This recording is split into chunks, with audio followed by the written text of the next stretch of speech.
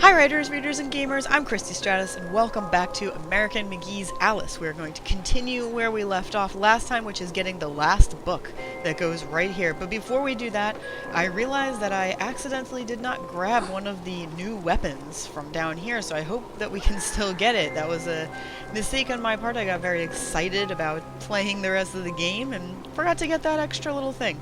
So, let's see, let's hope we don't take any kind of falling damage here. Oh, we took falling damage, that was horrendous. Okay. Let's hope we can go back. Today's topic, I want to talk about dark fiction writing and reading. And I think I have a lot to say about this topic, and I want to really focus on ambiance today. So, one way I want to start is by talking about a book that I particularly was not a fan of. And I'll tell you why. There was a book called The Fall, and I believe that it was by Bethany Griffin. Oh good, we can still go out. Okay. Now this was pretty much a prequel to Edgar Allan Poe's The Fall of the House of Usher. See that weapon up there? That's what I missed. Let's see how we can get it. Oh, that's kind of a big... That is a big old jump.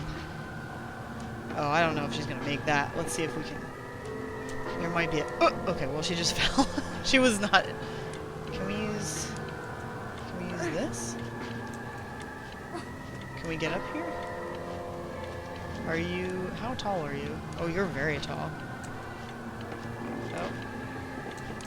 Oh. No. I don't know if that's gonna work. This is a tough part that I always sort of struggle with, so...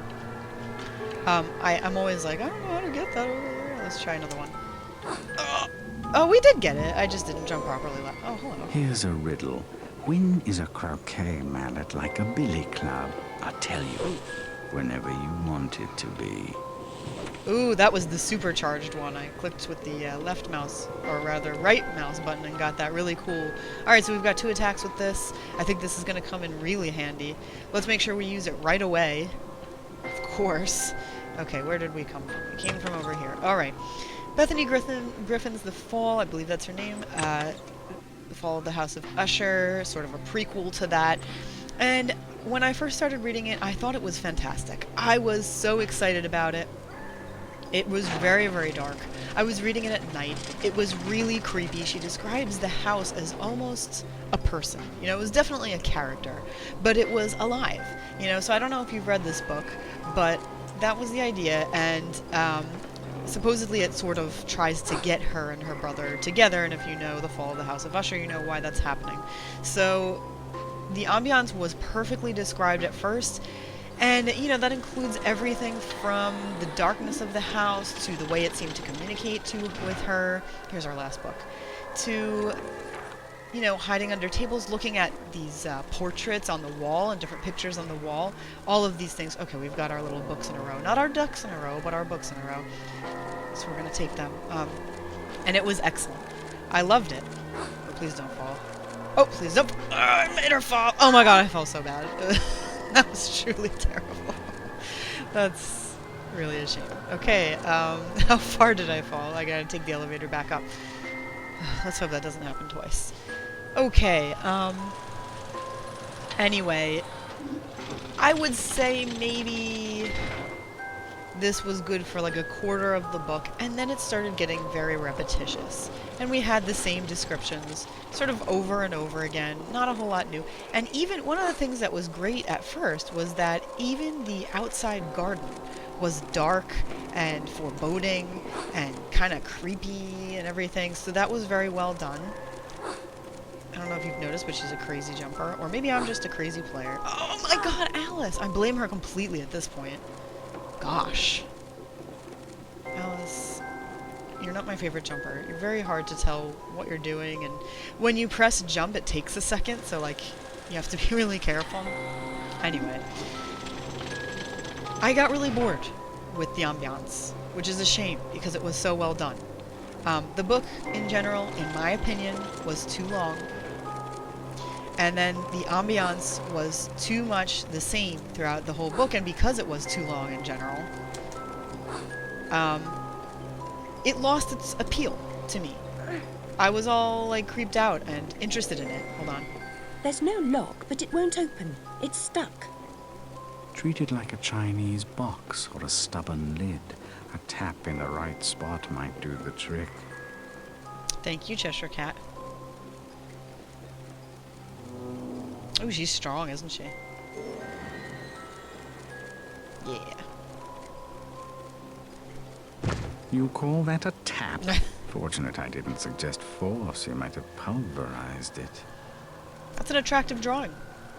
Very beautiful photo. Oh, look at them.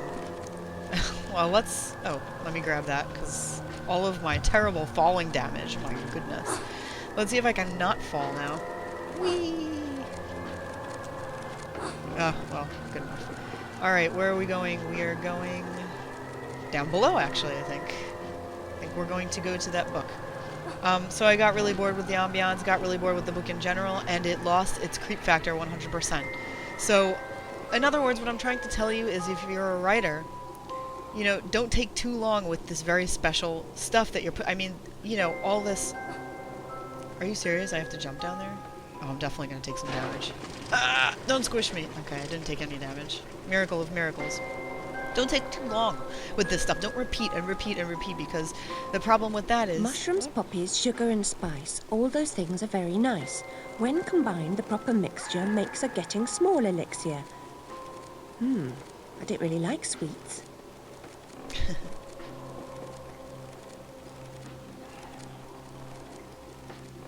On the one hand, if you repeat, of course you're achieving getting the person used to it, but you're not really trying to do that in something that's creepy or dark. You don't really want to get a reader just used to reading about a very dark, you know, ambiance that's very, you know, it gets you really into the book. Yes, you want to do that, but you want to give them more stuff to look at. If you keep repeating and it gets boring, you're going to lose them. So that's what happened to me with The Fall, that one book. And for my book, Anatomy of a Darkened Heart, I was very, very careful not to do that. So when I was writing it, I wanted to write two specific scenes. I really wanted to include a birthday scene and a Christmas scene. And so when I went to do both of those, I found that I was really not introducing anything new. Not in the characters, not in the situations, and not in the ambiance. And so I was trying to make it sort of, you know, a dark perspective on a happy time. Of course, birthdays and Christmas are both supposed to be happy sort of celebrations, of course. So I thought maybe I would be introducing something a bit different, but when I was writing it, I was really finding that regardless of the fact that it was, you know, a holiday I haven't dealt with yet, it was coming out the same. You know, nothing could really be different. So I decided not to do it. I tried rewriting it over and over. It just could not deliver anything new. And so I thought, all right, well, all I'm doing is stretching this out. There's no point to it. So I ended up not doing that at all, and I do have a post on my blog about why there isn't a Christmas scene in Anatomy of a Darkened Heart, and I'll link that below too. But that's what ended up happening, and I think it's much more important to keep people, you know, feeling like this book is exciting and fresh, and what am I going to find on the next page, rather than, you know, okay, I'm in it, and I get it already. You know, I think it's really important to keep them in that place of looking forward to. How much do I have to shoot you? Okay, really now. I'm officially out of cards, so... Oh, my God. Am I right? I mean, I really think I did a pretty good job hitting her there, but she just wasn't willing to die. Some characters. Very frustrating. Should we try going in these doors first? I suppose we shall. What's this? Oh my. A little bit scary. I feel like I just went into the exact wrong place, but I probably did not. No, because there's an entire... Is that a new weapon? Oh boy. Oh boy. Alright, refill our cards all the way. So I was very careful about that in Anatomy of a Dark... Please, please, please don't fall, girl. This is gonna be really terrifying. Oh my God. Alright, all for a new weapon. Better be worth it. Ah, the diabolical dice. A word of caution, don't throw them when you're alone. The fiends lack loyalty, and their notion of nourishment is quite disturbing. I think what he means by that is if we throw them when we're alone just to, try them out. Come on, I'm throwing them. They're doing nothing. You useless bum. Alright, we're going back to... Ow! Oh! She knocked me all the way off! Did you see that? She knocked me into the book stacks of doom. Oh, she's gonna pay for that. Okay, let's load that again. Wow. Oh.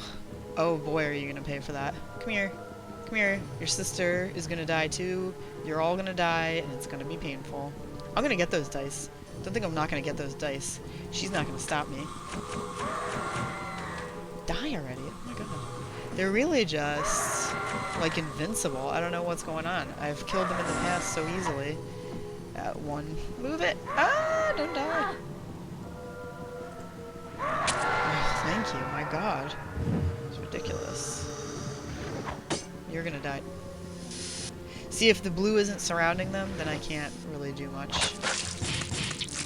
Good. Die. Okay. Should we try that again, or am I trying to commit suicide here? I'm not really sure. I'm a little bit scared to go back, but I want that weapon. I don't want to just abandon it. Oh. Well, that's not the door at all. My goodness. Alright, let's try this one more time. If this doesn't work out, I'm abandoning the dice. As I remember, they were not the most helpful anyway, so... You know, I'm not going to be terribly upset if I don't get them. My god, jumping with her is just... Oh, it's terrifying. Yes. Ah, the diabolical dice. A word of caution, don't throw them when you're alone. The fiends lack loyalty, and their notion of nourishment is quite disturbing. Alright, I'm not going to use them here because we already saw how that worked out. We already saw... the thing is, she pushes us. Where is she? See, now she's going to hurt us really bad. Oh, man. It's tough to stay on this ledge. I'll tell you. Oh! Woo-hoo-hoo. Okay, how are we going to get back? I'm seeing that as maybe the best possibility. Let's see. Oh, please make it. Oh, please don't fall. Oh, thank goodness. Well, that would have been just really embarrassing if I had messed that up again. Okay, number 3, if you press number 3, that's how you get the dice. And as I remember, that they were very difficult to use when I tried to use them last time. Death to you. Death to you! Get away from me. Oh, it's a good thing you're not interested in attacking me, I suppose. Wow, a lot of guys waiting for me here. Unexpected! Oh my god, I thought I was gonna fall again. This is not a good area for me, apparently. This is just... Woo! Okay. Oh. Did something just die without me? Alright, you guys can commit suicide. I'm okay with that. I don't mind at all. Oh, is that another door that I should be going in? Let's see. Oh! Yes, it is. First grade. Okay. So we'll start here then. I can't believe I'm just using the knife so much. This is crazy. Oh boy. Oh boy. I don't even remember this. Oh, isn't this like the gym area? This is gonna have one of those flying things, I think. Oh dear.